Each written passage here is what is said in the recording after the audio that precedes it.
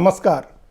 5 राज्यों के विधानसभा चुनाव के नतीजों की कई अलग अलग पहलुओं से व्याख्या हुई है। कई अलग अलग आयामों का विश्लेषण हुआ है, लेकिन एक पहलू ऐसा है जिसके ऊपर ज़्यादा फोकस नहीं बना या जिसको अछूता छोड़ दिया गया। उस पर जानबूझ करके या अनजाने में उस पर ज़्यादा चर्चा नहीं हो रही है, और वो विषय ये है कि जो मुफ्त की चीज़ें बांटने की जो घोषणाएं होती हैं, मुफ्त की चीज़ें और मुफ्त की सेवाएं बांटने की जो घोषणा होती है, उसको लेकर के चुनाव नतीजों के बाद चर्चा नहीं हुई। एक सिर्फ मध्य प्रदेश के संदर्भ में कहीं कहीं ये बात कही गई कि मध्य प्रदेश में भारतीय जनता पार्टी की जीत के पीछे शिवराज सिंह चौहान की सरकार ने जो लाडली बहना योजना शुरू की थी उसका बड़ा हाथ है।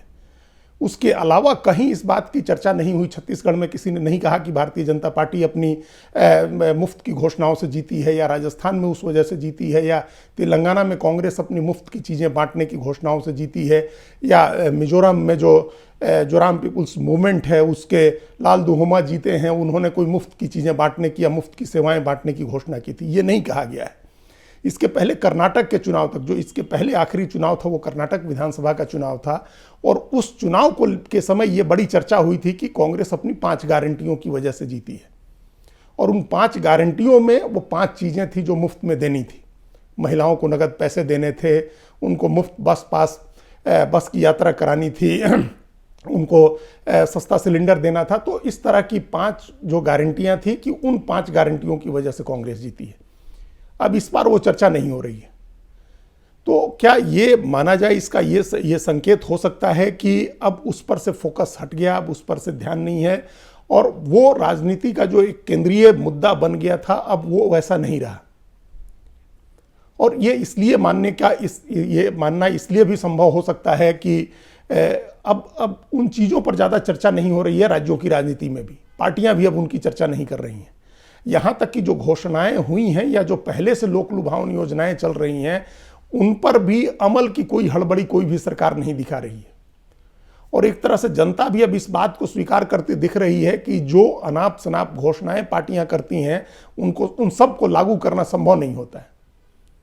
अब एक मिसाल के तौर पर सिर्फ पुरानी पेंशन योजना को लिया जा सकता है कि ओल्ड पेंशन स्कीम शुरू करने की जो बात है, हर जगह इसको एक बड़ा राजनीतिक मुद्दा बनाया जा रहा है, और ये भी कहा जा रहा है कि राष्ट्रीय स्तर पर ये बहुत बड़ा मुद्दा बनेगा अगले लोकसभा चुनाव में। जो केंद्र सरकार के कर्मचारी हैं, रिटायर्ड कर्मचारी या मौजूदा कर्मचारी, उनका जो संगठन है उसने दिल्ली के रामलीला मैदान में 2 बार बड़ी रैलियाँ की हैं, और बड़ी भीड़ उन रैलियों में जुटी। तो उसके बाद से इसको एक पोटेंशियल इशू के तौर पर देखा जाने लगा कि ये बड़ा राजनीतिक एजेंडा हो सकता है। लेकिन अभी उसकी हकीकत ये है कि 5 राज्यों ने इसका वादा किया था और इसको लागू करने की घोषणा की है, जिनमें 4 राज्यों में अभी तक ये योजना शुरू नहीं हुई है।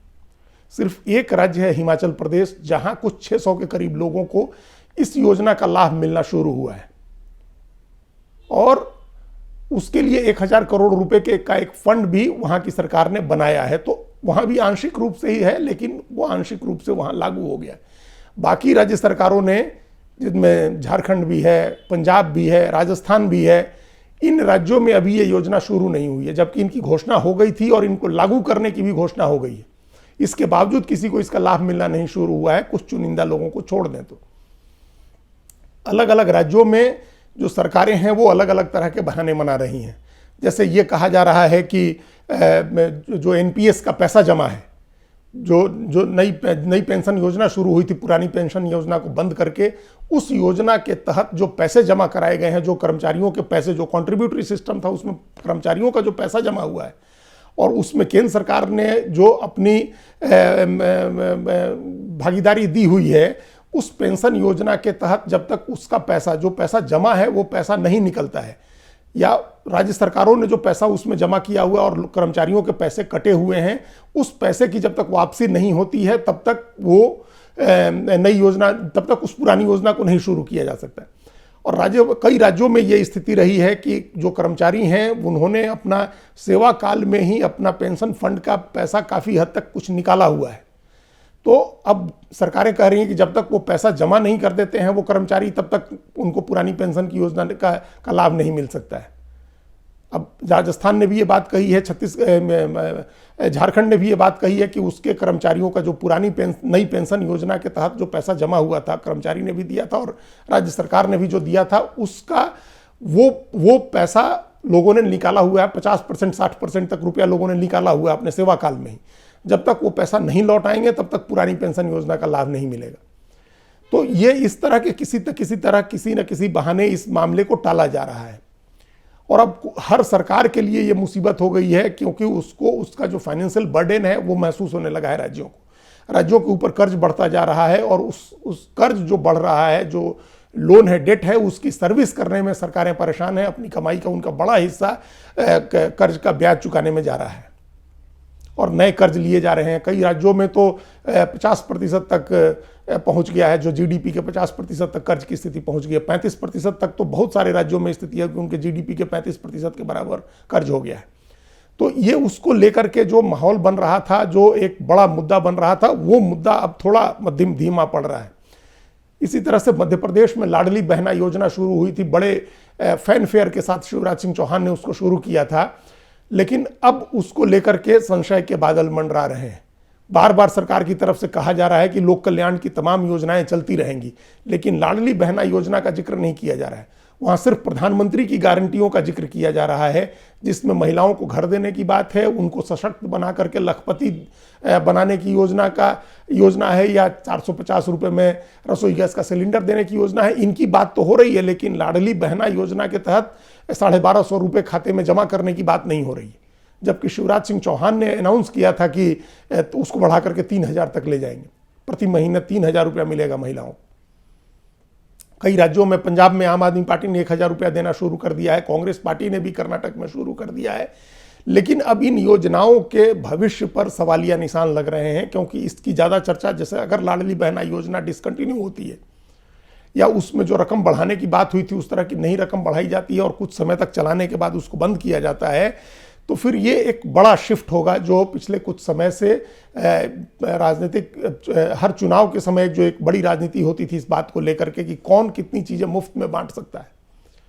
तो अब उसकी बात नहीं हो रही है। पता नहीं कब सभी सरकारों ने बहुत महंगी कीमत पर, बहुत महंगी दर पर अनाज खरीदने की घोषणा की हुई है, पता नहीं अब उसकी शुरुआत होती है या नहीं होती है। तो ये अब जो नई सरकारें बनी हैं, उन सरकारों का कामकाज देखना होगा। और जिस तरह से चुप्पी हुई है इन गारंटियों पर, अब 5 के आगे, कर्नाटक में कांग्रेस ने 5 गारंटी दी थी, उसके आगे 7 गारंटी दी जा रही थी, लेकिन अब उस 7 गारंटियों की चर्चा नहीं हो रही है। और ये इससे ऐसा लग रहा है कि अब पार्टियों को इस बात का एहसास हो रहा है कि मुफ्त में चीज़ें देने की बात 1-2 बार तो लुभावनी हो सकती है, 1-2 बार तो उस पर लोग वोट कर सकते हैं, लेकिन वो अस्थायी मुद्दा नहीं हो सकता है। अगर रोजगार बढ़ाने की योजना नहीं घोषित की जाती है, अगर इंडस्ट्री लगाने की बात नहीं होती है, अगर कोई भी रोजगार पैदा करने वाले अवसर नहीं दिए जाते हैं जिसमें रोजगार पैदा हो, तो बाकी योजनाओं में ज़्यादा समय तक लोगों की दिलचस्पी नहीं रहेगी। एक निश्चित समय के बाद लोगों का उससे मोह भंग होगा। तो ये एक नया दौर शुरू हो सकता है। ये संभव है कि अब ये मुफ्त की घोषणाएं करने की बजाय जो पार्टियां हैं वो ठोस योजनाएं लेकर के आए, आर्थिक विकास की ठोस योजना लेकर के आए, रोजगार पैदा करने वाली योजना लेकर के आए, बुनियादी ढांचे के विकास की योजना लेकर के आए और उसमें रोजगार बढ़ाएं।